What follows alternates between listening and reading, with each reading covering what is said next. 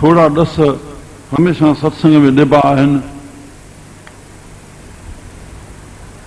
संतनि जे शरीर खे अधु खपायो न। राम ॾस मिलनि था। अबा असांखे बरकत धंधे में करणी आहे त असां धर्म खे भाईवार कंदासीं। धर्म खे ईअं न त जेकी वणंदो आहे सवाली खाली न मोटाईंदा आहियूं, जेकी पुॼंदो आहे असां धन मां कढंदा आहियूं। इन सां कमु पूरो न थी वेंदो। राम धर्म खे भाईवारी जो, उहा भाईवारी हुजे ओतिरो निकिरे। राम दसवंद निकिरे, उन में असांजा दुख कटबा। शास्त्र ने इहो लिखियो, बरकत वधे त 10 हिसो ॿियो। रामचंद्र महाराज डूंगरो जी भागवत पंहिंजे में लिखियो, हिकु भक्ति जो स्वरूप हो धरती ते त 20 सा दान कढणो आहे, तॾहिं दुख बि लहंदा, न त असांखे दुखनि में उहो धन वेंदो और बरकत बि वधंदी। किन जा धंधा नथा हलनि, के 3 महीना हलनि था, 6 महीना नथा हलनि। चवनि था साईं ख़बर ई नथी पए, सम्झ में नथो अचे। बाबा सम्झ वारनि ने पुॼंदो ई न सम्झ, तव्हांखे माया काॾों ॾींदी। राम उहा आहे अयोध्या, उहा तव्हांखे अयोध्या में केरु ॾींदी? तंहिं लाइ इहा सम्झ असां मथे में सूर पए थो, कुझु आरामी जी कमी करके नसुनि खे आराम मिले। भगवान जो नालो वठी अपना हाथ जगन्नाथ, बस प्रेम सां 5 मिंट वेही रहो। भगवान हे जेको दर्द ॾे थो असांखे कम खां कुझु छॾाइण जे लाइ। राम दुख आहे महसूस नथो थिए, पर जॾहिं दर्द पैदा थिए थो तॾहिं डॉक्टर यादि अचे थो, दवा यादि अचे थी।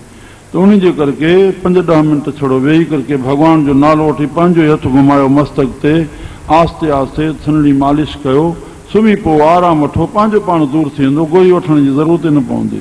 श्री राम निंड नथी अचे, जंहिंखे इष्ट तव्हांजो आहे उन जी तस्वीर अॻियां रखो सचाई सां। जंहिंखे तव्हांजो मञींदड़ आहियो, गुरू कयल आहे पर उन में भावना न आहे। जंहिं इष्ट में अथव, जेको तव्हांखे तस्वर वणे थो उन ॾे तकींदा रहो, तकींदा रहो।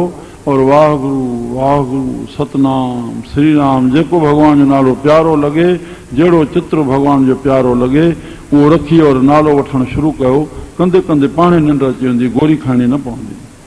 श्री राम पेट में दर्द पए थो, पाणी खणी करके, पाणी ही भगवान आहे, जल ही भगवान आहे, खणी करके भगवान जा नाला जेतिरा वणनो वठी करके ऐं इहा भावना कयो पहिरीं मज़बूती सां, मां हे जल पींदुमि, मुंहिंजो दुख लहंदो, मुंहिंजो पेट जो दर्द लहंदो, मुंहिंजो कोई बि दर्द लहंदो।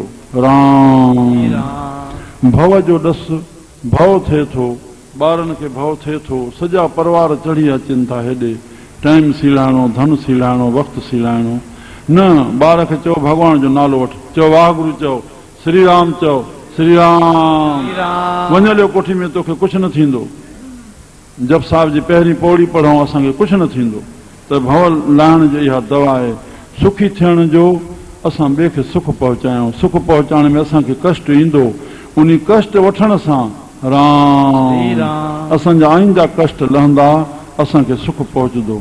शांति जो ॾस, असांजे मन खे शांती रहे, भगवान खे वरी वरी जप पियो, राम राम राम। बस इहा दुआ गोरी वठी पियो, वठ पियो, वठी वठ पियो। संसार त बाबा अशांत आहे, संसार में शांती काॾों ईंदी इहो सोचण ई भुल आहे। जेको लफ़्ज़ चए थो संसार में शांति, सम्झ में न ईंदो आहे। मन संसार ॾे उथियो, मन अशांत थियो, मन एकाग्र थियो, मन शांति में आयो।